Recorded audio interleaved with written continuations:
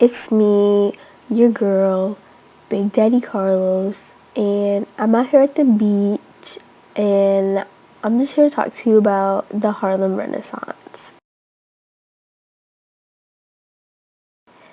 So basically, the Harlem Renaissance was from the 1910s to the 1930s, and it's considered a golden age in African American culture.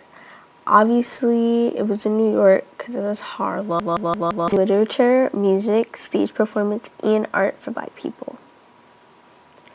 A lot of the black people moved from the south to the north, and this is called the Great Migration for our community because the natural disasters in the south destroyed for the white people, but the land was so they let the black people live there, but the white people tried to push them out and fight, but it's okay.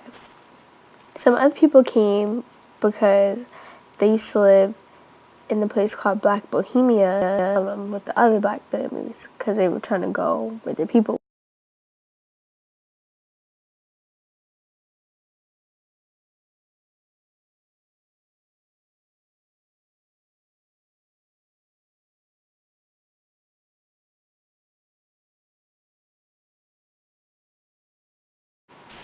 Yo, what up? It's me, Grace. I'm back out here on the rooftop with my boy, Louis Armstrong. Gonna ask him a couple questions. Yo, what up, Lou? Yo, what up, Grace? Glad to be here. Thanks for inviting me to talk about the Renaissance. You know I know a little something about that. Feel me? Yeah, I feel you, Lou. You know, I wasn't alive then, but I know you know a lot about it. So, it seems to be that the Harlem Renaissance paved the way and birthed like jazz, swing, and blues music, which is where all our music generates from. So I heard you was a famous jazz singer and you played in a cotton club. Tell me a little bit about that. Well, I'm not trying to brag or nothing, but I basically was one of the people that paved the way for African American music to get played and accepted by society. Cause you know, the Cotton Club, it was only made for white people, white audience, white customers. So we was out here making music looking like slaves in the jungle for y'all. Yeah, I played a couple instruments, a lot of brass, a lot of wind. I was the leader of the band in the Cotton Club. You know, I'm just that guy. Oh, and by the way, I wasn't even a singer, so delete all that. I just play instruments, and I'm a famous musician. Oh, my bad, Lou. I just had you confused with our next guest, Billie Holiday. Your girl. I know you know her, so you don't even gotta say nothing. But we about to bring her in, so I'll talk to you later.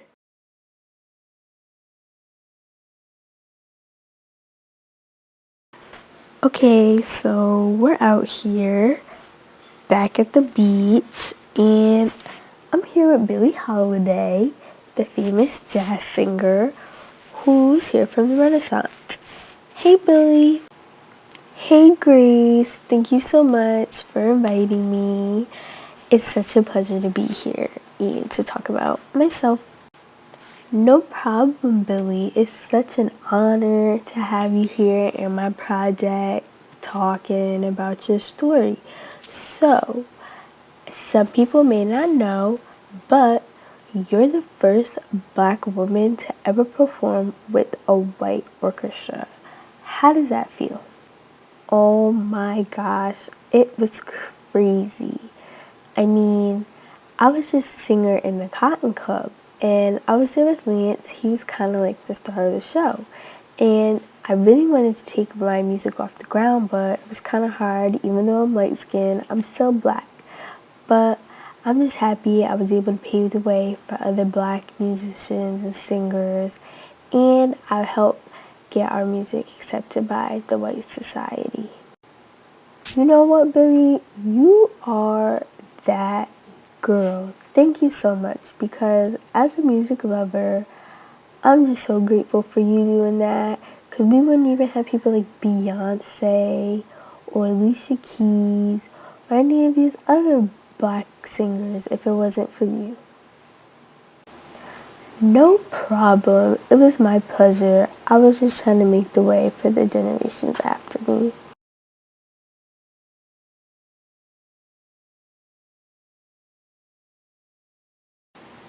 Yo, what up, everybody? Langston Hughes. I'm a poet, writer from the Renaissance, and I'm here with my boy. What's going on, everybody? My name is W.E.B. Du Bois. You know, I'm from the Renaissance as well. I was the founder of the NAACP and in Crisis Magazine, which was there for black writers like Zora Neale Hurston and Langston himself to come out and spread their word and express their talent. No, I wrote poems about the black culture and talked about how we need to be celebrated and respected. And here we are today. And some people still read my poems and use them as examples of how black people need to be treated now.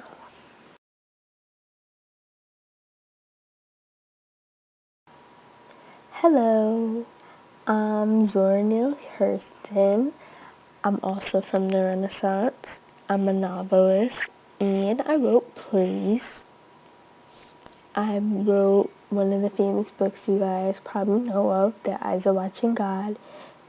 Yes, that was me. But sadly, none of my work came relevant until after the Renaissance. So I actually died of poverty, but they brought me back, so I talk about all of this in this project. But it's okay because at least my work made an impact for the black community, even though it was after my death. Hi, I'm Meta Box Warwick Fuller, and I was a well-known sculptor during the Renaissance. I made artwork about African American struggles.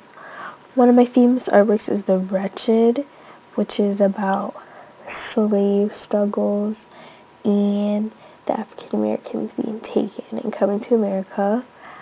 My artwork made an impact because it showed what us as black people had to go through to get where we are today.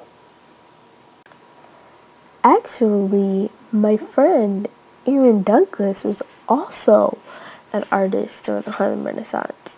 He made artwork that talked about African American culture and jazz music. He liked to do paintings like that. That's crazy because my friend Jacob Lawrence, he was also an artist and he made his artwork about black life though. So it kind of has something to do with culture. So it's kind of like the same thing.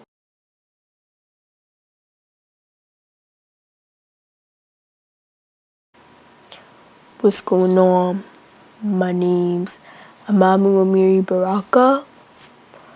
I was a writer in the Renaissance. I founded Bart's Theater, which was the Black Arts Preparatory Theater in school. It was set up in Harlem. It was ran by all black people for all black artists. Sadly, it didn't even last more than a year because you know the government always trying to take a brother down. Got investigated by the FBI and shut down. But it's cool though because while the theater was around, it paved the way for many black artists and black actors, and it was the first black play produced on Broadway because of me. So even though my time was short, I still made an impact for stage play in the Renaissance.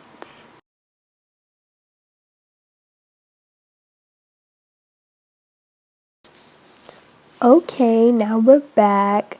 I hope you guys like my special guest. Thank you all for being in my project. So I hope you learned a little bit about the Harlem Renaissance, and I hope you like what you learned. I just want to add, even though it was centered in New York, the Renaissance was nationwide and it influenced French-speaking artists from the Caribbean and Africa that lived in Paris. The Renaissance wasn't just for music and art though. It influenced sports too. There was a New York Renaissance black basketball team called the Harlem Wrens founded during the time. And also, Henry McDonald was the first black athlete to play professional football, and he was from the Harlem Renaissance. And just like Zora, a lot of people didn't even make anything off of their art.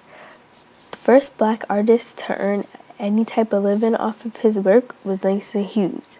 Look at us all today now, making music, making billions, making millions, being successful. This all wouldn't have happened unless it was for the Harlem Renaissance. So I hope you learned something today and you like my project. Thank you for all the celebrities that decided to pop out. Bye.